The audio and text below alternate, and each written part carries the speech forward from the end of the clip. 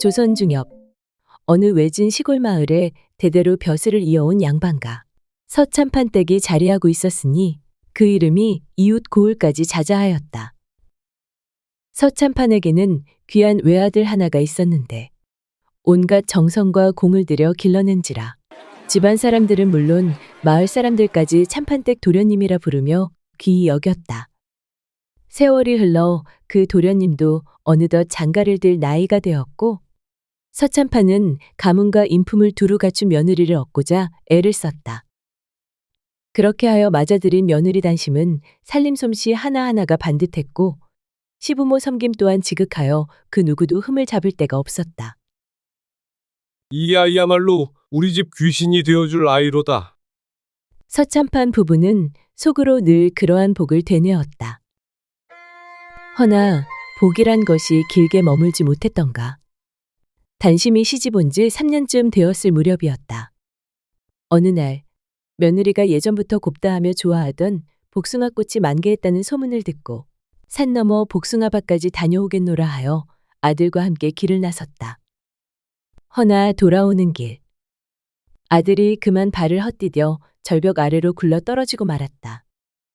그 길로 서참판댁의 외아들은 숨을 거두었고 단심은 그 젊은 나이에 졸지에 청산가부가 되고 말았으며 그날 이후로는 참판댁 안채에도 바람만이 쓸쓸히 드나들었다. 결혼한 지 고작 3년. 그 짧디 짧은 해를 함께하고 남편은 호련히 저승길에 들고 말았다.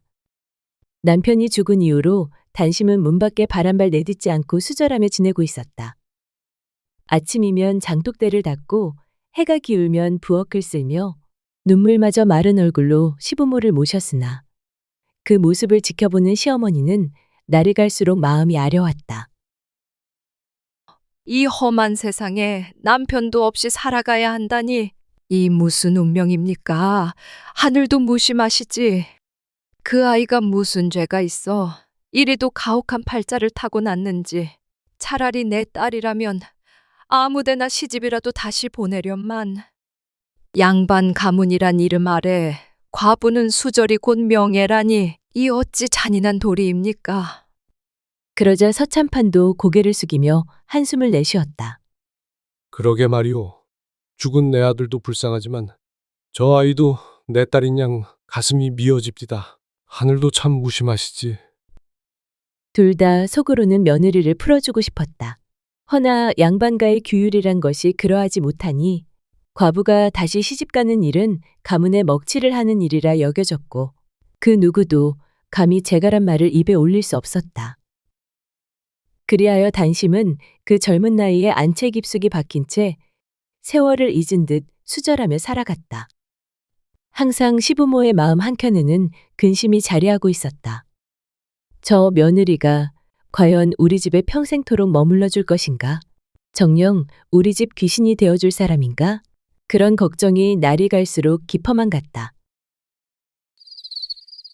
그래서 서참판은 밤만 되면 며느리가 기거하는 방을 한 번씩 조심스레 들여다보곤 하였다. 그러던 어느 날 밤, 안채의 등잔불이 유독 환하게 새어나오는 것이 이상하여 슬그머니 발을 옮겨 들여다보았더니 그 광경에 입을 다물 수 없었다. 세상에, 이게 무슨 일이란 말인가? 나 참 기가 막혀서 며느리 단심은 베개를 세워두고 그 위에 생전 남편이 즐겨 입던 도포를 곱게 씌워 갖가지 씌운 채로 마치 사람이 누워있는 듯 감싸 안고 있었다. 품에 끌어안고 또 한참을 울며 쓰다듬고 결국 그 허수아비 같은 것을 안고 누워 잠이 드는 것이었다. 그 광경을 몰래 지켜본 서참판은 아차하며 발걸음을 멈추었다. 새아기가 오죽하면 저리도 허수아비를 만들어 놓고 품고 자겠는가. 얼마나 그리움이 사무치고 외로웠으면 저러겠는가. 그 생각에 이르니 서참판은 갑자기 밥맛도 없어지고 심장깨가 쓰리고 머리가 멍해지는 것이었다. 이 일을 어찌하면 좋단 말인가. 내 집이 이제는 망했구나. 망했어. 밤새 뒤척이며 누구에게도 이 말을 털어놓지 못하고 끙끙 앓고 있는데 그 모습을 지켜보던 부인이 문득 다가와 이상한 눈빛으로 물었다. 여보, 하룻밤 사이에 어인 낯빛이십니까? 대체 무슨 일이 있길래 근심이 그리 크시옵니까? 이제 우리 집은 다 망하였소이다. 내가 어쩌녁 안채를 살며시 들여다보았거늘 새아기가 그만 베개를 세워놓고는 거기에다 죽은 지아비의 옷을 곱게 입히고 갖가지 씌워서는 그 허수아비를 끌어안고 몸부림을 치고 있지 않겠소? 서참파는 나를 잊지 못하고 깊은 한숨을 내쉬었다. 그토록 마음이 사무쳐 저런 짓을 할 만큼이면 이제는 우리 집 귀신이 되기 어려울 것이 왜다. 과부의 정절은 가문의 이름인데 어찌하여 이런 일이 우리 집에 닥쳤는지. 내가 차라리 죽는 것이 낫겠소. 내 그 아이 마음처럼 지금은 그냥 이 목숨을 놓고만 싶소이다. 그러자 부인이 황급히 나직한 목소리로 타일렀다. 세상에, 그렇다 하여 어찌 당신의 목숨까지 끊으려 하십니까? 부인은 한숨이 절로 나왔다. 그로부터 몇 해가 흘렀다. 세월이 아무리 흘러도 단심은 여전히 안채에 머물며 새벽이면 일어나 마당을 쓸고 해지면 시부모 상을 차리는 일을 하루도 거른 적이 없었다. 허나 어느 날부터인가 이상한 낌새가 느껴졌다. 단심이 장에 다녀오는 날이면 꼭 돌아오는 시간이 늦어지는 것이었다. 며느라기가 요즘 장만 갔다 오면 꼭 한참을 늦더이다. 시어머니가 조심스레 말을 꺼내자 서참판도 눈썹을 찌푸렸다. 그래, 그게 벌써 며칠째요? 거의 열흘이 넘었지요. 꼭 점심 훌쩍 넘어야 들어온다니까요. 그날 밤 서참판은 생각 끝에 결심을 하였다. 도대체 무엇을 하는 것인지 내 눈으로 직접 확인해 봐야겠군. 다음 날 아침 단심이 장바구니를 들고 대문을 나서자 서참판은 종을 시켜 조심스레 뒤를 밟게 하였다. 종이 눈치를 살피며 뒤를 따르기를 한참. 그러던 중 장터 뒤편 우시장 근처 조그만 약초 좌판 앞에서 뜻밖의 광경을 목격하게 되었다. 단심이 한 젊은 총각 앞에 앉아 웃고 있는 것이 아닌가. 그 총각은 산에서 약초를 캐다 팔러 나오는 이로 촌스럽지만 말씨가 부드럽고 얼굴도 반듯하였다. 단심은 좌판 옆자리에 조심스레 앉아 총각이 손수 내어준 쑥차를 마시며 한참을 이야기를 나누었다. 내 이럴 줄 알았다. 며느라기한테 남자가 생긴 게 확실하구먼. 그 모습은 아무리 눈을 씻고 보아도 과부와 약장수가 아니라 정분난 남녀처럼 보였다. 서로를 바라보는 눈빛이 보통 사이가 아님을 짐작할 수 있었다. 단심의 눈엔 애틋함이 가득했고 약초를 파는 총각의 눈엔 놓치면 다시는 못 만날 사람을 대하듯 간절함이 서려 있었다. 그토록 얌전하고 순하디순했던 며느리가 이런 인연을 품고 있었다니. 서참파는 그 자리에서 하마터면 소리라도 지를 뻔하였으나 간신히 화를 눌러 참고는 종을 불러 조용히 되돌아왔다. 그날 밤 부인과 마주 앉아 곤혹스러운 얼굴로 말을 꺼냈다. 큰일이요. 이제 우리 집은 진짜로 무너질 판이요. 왜 그러시옵니까? 무슨 일이 있었소? 서참파는 오늘 본 일을 조심스레 이야기하였다. 며느라기가 장에 가서 약초 파는 총각과 정분이 난 모양이요. 단지 하는 말이 아니라 눈빛이며 손짓이며 그게 그냥 대수롭지 않게 넘길 일이 아니도이다. 부인의 얼굴에도 그제야 근심이 번졌다. 그래서 며느리가 장에만 갔다 하면 늘 늦더라니. 남정네가 있었던 것이로군요. 허면 이제는 더는 숨길 수도 없겠네요. 이 일을 어찌하면 좋소, 여보.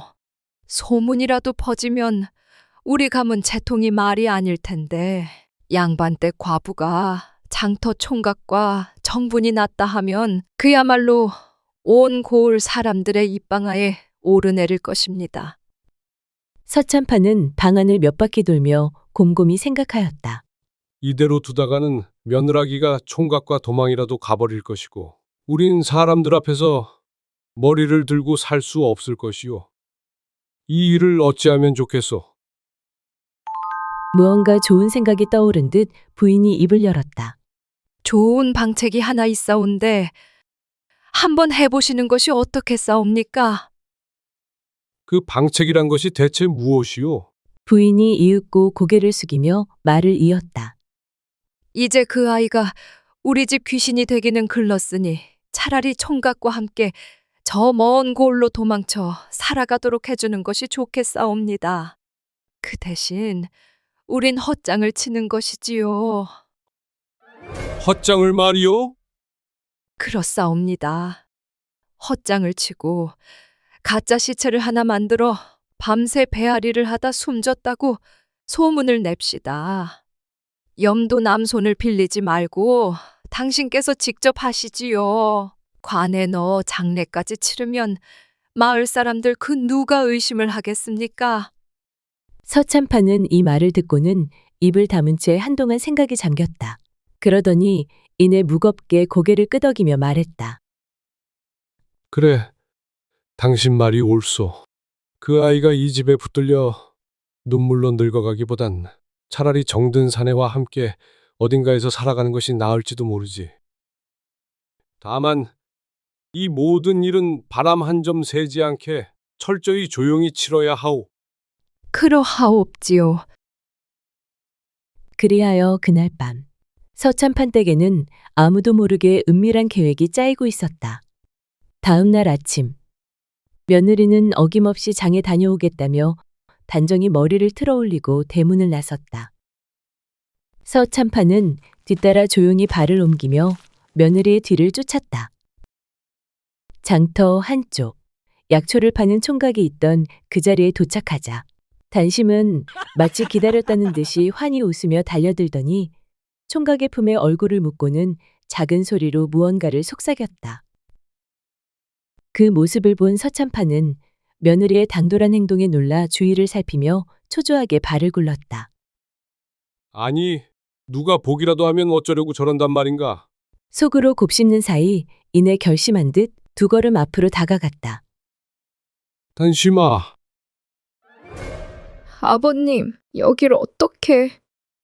소리에 놀란 단심은 화들짝 고개를 들었다. 그 자리에서 그만 낮아빠질 뻔한 것을 가까스로 붙잡고는 얼굴이 하얗게 질려 눈을 동그랗게 떴다. 아버님, 죽을 죄를 지었습니다. 서참판은 조용히 단호한 음성으로 말했다. 며느라, 지금은 말할 때가 아니다. 누가 보기 전에 이 총각과 함께 어서 집으로 들어오너라. 할 말이 많으니라. 총각도 놀란 기색이 역력했지만 서참판의 눈빛이 하도 날카로워 감히 묻지도 따지지도 못하고 단심과 함께 고개를 숙인 채 서참판을 뒤따랐다. 세 사람은 말없이 집으로 돌아왔다. 햇살은 따사롭건만 마루 위 공기는 마치 서리빨처럼 차가웠다. 서참판은 천천히 마루에 앉으며 무거운 한숨을 내쉬고는 단심과 총각을 바라보았다. 두 사람, 언제부터 일이 정을 나누었는지는 묻지 않겠네.